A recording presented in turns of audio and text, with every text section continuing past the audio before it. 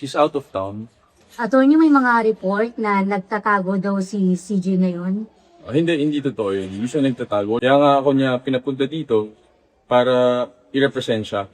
In good faith siya na pumunta dito sa NBI. But are we expecting na pupunta po siya dito in due time? I need to communicate with her pa. Because ang sabi po ng NBI ay napadalhan na po siya ng subpoena through the lawyers of Attorney Bernice Piñol Rodriguez.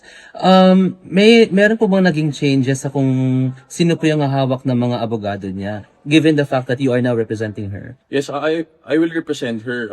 Wala pong nasabi sa akin ng kliyente ko na natanggap ni Attorney Piñol yung subpoena. So, personally, wala pong natatanggap na dokumento ang kliyente ko.